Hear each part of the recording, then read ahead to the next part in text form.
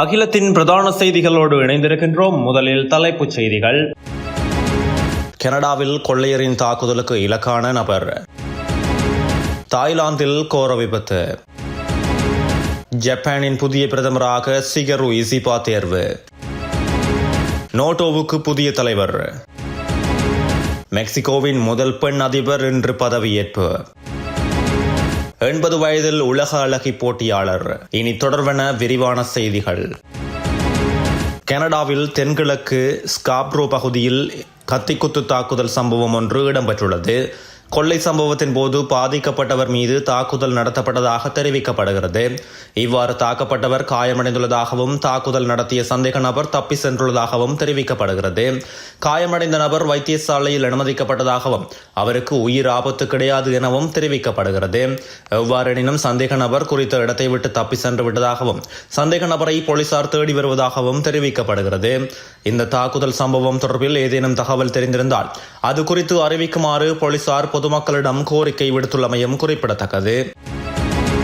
தாய்லாந்தில் பாடசாலை பேருந்து விபத்தில் சிக்கி தீப்பிடித்ததில் 20 சிறுவர்கள் உயிரிழந்துள்ளனர்.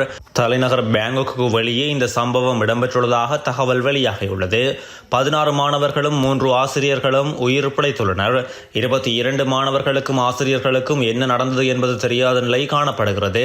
பேருந்து முற்றாக எரிந்துள்ளதை காண்பிக்கும் படங்கள் வெளியாகியுள்ளமையும் குறிப்பிடத்தக்கது. ஜப்பானின் புதிய பிரதமராக ஆளும் லிபரல் ஜனநாயக கட்சியின் தலைவரான சிகரு இசிபா அந்த நாட்டு பாராளுமன்றத்தினால் முறைப்படி தெரிவு செய்யப்பட்டுள்ளார். இதுவரை பிரதமராக இருந்து வந்த புமியோ கிசிடோ பதவி விலகியதை அடுத்து இசிபாவை கட்சித் தலைவராக ஆளும் லிபரல் ஜனநாயக கட்சி கடந்த வெள்ளிக்கிழமை தேர்ந்தெடுத்தது. இதையடுத்து அவர் நாட்டின் அடுத்த பிரதமராக அறிவிக்கப்பட்டிருந்தார். இந்த நிலையில் இன்று அந்த நாட்டு பாராளுமன்றத்தினால் அவர் முறைப்படி பிரதமராக தெரிவு செய்யப்பட்டுள்ளதாக சர்வதேச செய்திகள் தெரிவிக்கின்றன. இஸ்ரேல் லெபனான் மோதல் காரணமாக மத்திய தரைக்கடல் பகுதியில் போர் பதற்றம் அதிகரித்துள்ளதை தொடர்ந்து பிரான்ஸ் பிரமாண்ட கப்பல் ஒன்றை அந்த பகுதிக்கு அனுப்பியுள்ளது. இஸ்ரேல் மற்றும் லெபனானை மையமாக கொண்டு இயங்கும் ஹிஸ்புல்லா அமைப்புக்கிடையே மோதல் காரணமாக மத்திய தரைக்கடல் பகுதியில் போர் பதற்றம் அதிகரித்துள்ளது. ஆகவே லெபனானில் வாழும் வெளிநாட்டவர்களை அங்கிருந்து வெளியேற்றி அழைத்து வருவதற்காக பிரான்ஸ் ஹெலிகாப்டர்களை சுமந்து செல்லும் கப்பல் ஒன்றை கிழக்கு மத்திய தரைக்கடல் பகுதிக்கு அனுப்பி வைத்துள்ளது. லெபனானில் சுமார் 20,000 பிரான்ஸ் குடிமக்கள் வாழும் நிலையில் டெக்ஸ்மியூட் எனும் ஹெலிகாப்டர்களை சுமந்து செல்லும் கப்பலை பிரான்ஸ் நேற்று கிழக்கு மத்திய தரைக்கடல் பகுதிக்கு அனுப்பி வைத்துள்ளதாக பிரான்ஸ் ராணுவ செய்தி தொடர்பாளர் தெரிவித்துள்ளார்.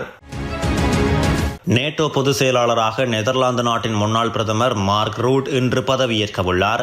நெதர்லாந்து பிரதமராக 13 ஆண்டுகளுக்கு மேலாக பதவி வகித்த மார்க் ரூட் ரஷ்யா உக்ரைன் இடையேயான போர் நீடித்து வரும் சவாலான காலகட்டத்தில் நேட்டோ தலைமை பதவியை ஏற்றுக்கொண்டுள்ளார். முன்னதாக நெதர்லாந்தில் கடந்த ஆண்டு மார்க் ரூட் தலைமையிலான கூட்டணி அரசு பெரும்பான்மையை இழந்த நிலையில் நெதர்லாந்து பிரதமர் பதவியிலிருந்து விலகுவதாகவும் அரசியலிலிருந்து ஓய்வு பெறுவதாகவும் கடந்த ஆண்டு ஜூலையில் அவர் அறிவித்தார். இதைத் தொடர்ந்து கடந்த அக்டோபரில் நேட்டோ பொதுச் செயலாளராக 10 ஆண்டுகளுக்கு மேலாக பதவி வகித்து வந்த ஜென்ஸ் ஸ்டோல்டன்பெர்க் பதவி விலகுவதாக அறிவித்ததை தொடர்ந்து நேட்டோ பொதுச் செயலாளராகும் தனது விருப்பத்தை மார்க் ரூட் தெரிவித்திருந்தார். இந்த நிலையில் அமெரிக்க அதிபர் ஜோ பைடன் உட்பட ஐரோப்பிய தலைவர்கள் பெரும்பாலானோரின் ஆதரவு பெற்றவராக விளங்கிய மார்க் ரூட் நேட்டோ பொதுச் செயலாளராக தேர்ந்தெடுக்கப்பட்டுள்ளார். நேட்டோ பொதுச் செயலாளராக பதவியேற்பதையொட்டி செய்தியாளர்களோடு பேசிய மார்க் ரூட் நவம்பரில் நடைபெறவுள்ள அமெரிக்க அதிபர் தேர்தலில் யார் வெற்றி பெற்றாலும் இணைந்து பணியாற்ற தயார் என கூறியுள்ளார். வட அமெரிக்க நாடான மெக்சிகோவில் அதிபர் தேர்தல் கடந்த ஜூன் மாதம் நடைபெற்றது. அதில் மெக்சிகோவின் ஆளும் கட்சியான மொரோனோ கட்சி சார்பில் அதிபர் வேட்பாளராக முன்னிறுத்தப்பட்ட கிளாடியோ ஏறக்குறைய 60% வாக்குகளை பெற்று அசைக்க முடியாத முன்னிலையோடு வெற்றி பெற்றுள்ளார். இதையடுத்து மெக்சிகோவின் 200 ஆண்டுகால தேர்தல் வரலாற்றில் முதல் பெண் அதிபராக 62 வயதான கிளாடியோ ஷேன்பாம் பதவியேற்க உள்ளார். இதையடுத்து கடந்த 6 ஆண்டுகளுக்கும் மெக்சிகோவின் அதிபராக கிளாடியோ ஷேன்பாம் தொடருவார். ரோமன் கத்தோலிக்க சமூக பிரிவை சேர்ந்த கிறிஸ்தவர்களை பெரும்பான்மையாக கொண்ட மெக்சிகோவில் ஜூத இனத்தை சேர்ந்த ஒருவர் அந்த நாட்டின் உயர் பதவிக்கு தேர்ந்தெடுக்கப்படுவது இதுவே முதன்முறையாகும். தென்கொரியாவை சேர்ந்த 80 வயதான மாடல் அழகி சோய் சுன் ஹாவ் மிஸ் யூனிவர்ஸ் கொரியா போட்டியில் மிகவும் வயதான போட்டியாளர் என்ற வரலாறு படைத்துள்ளார். சோய் சுன் ஹாவா தனது வெள்ளை முடி மற்றும் இளமை உணர்வோடு சக போட்டியாளர்களிடையே தனித்து நிற்கின்றார். சில தசாப்தங்கள் இளையவர், ஆனால் அவர் வயது வெறும் எண் என்பதை நிரூபிப்பதில் உறுதியாக இருக்கின்றார். 1952 ஆண்டு முதல் மிஸ் யூனிவர்ஸ் போட்டிக்கு சுமார் 10 ஆண்டுகளுக்கு முன்பு 1943 சோய் பிறந்தார். வரும் நவம்பரில் மெக்சிகோவில் நடைபெறும் மிஸ் யூனிவர்ஸ் இறுதிப் போட்டியில் தென்கொரியாவை பிரதிநிதித்துவப்படுத்துவதனால் சரித்திரம் படைக்க உள்ளார். அவர் திங்கட்கிழமை உலக அழகு கிரீடத்திற்காக 31 பெண்களோடு போட்டியிடுகின்றமை குறிப்பிடத்தக்கது. லெபனான் எல்லைக்கு அருகில் இஸ்ரேல் பாதுகாப்பு படைகள் மட்டுப்படுத்தப்பட்ட தரை நடவடிக்கைகளை தொடங்கியதால் வன்முறை மோதல்கள் வெடித்துள்ளன. ஹிஸ்புல்லா போராளிகள் அடாயிஸ் கிராசிங் அருகே இஸ்ரேலிய துருப்புக்களை பதுங்கியிருந்ததாக கூறப்படுகிறது.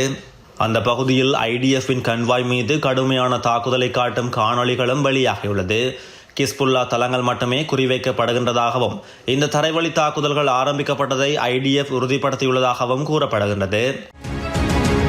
இஸ்ரேல் மீது ஹவுதி ஆளில்லா விமான தாக்குதல்கள் பற்றி மேலும் சமீபத்தில் அறிவிக்கப்பட்டதை தொடர்ந்து ட்ரோன் தாக்குதல்களை பற்றிய கூடுதல் விவரங்கள் வெளியாகி இருக்கின்றது. டெல் அவிவில் உள்ள ஜஃபா பகுதியில் இஸ்ரேலிய இராணுவ இலக்கை அதன் ஆளில்லா விமானப்படை தாக்கியதாக ஹவுதி போராளிகளின் அறிக்கை கூறுகின்றது. மேலும் 4 ஆளில்லா விமானங்கள் ஈலாட் நகரில் உள்ள இராணுவ இலக்குகளை தாக்கியதாகவும் கூறப்படுகிறது. 2 நடவடிக்கைகளும் தங்கள் இலக்குகளை அடைந்ததாக ஹவுதி அறிக்கை மேலும் விவரங்களோடு தெரிவிக்காமல் கூறியது. இத்துடன் அகிலத்தின் இந்த நேர பிரதான செய்திகள் நிறைவடைகின்றன. எமது அடுத்த பிரதான செய்திகளை தெரிந்து கொள்ள தொடர்ந்தும் அகிலம் டிவியோடு இணைந்திருங்கள்.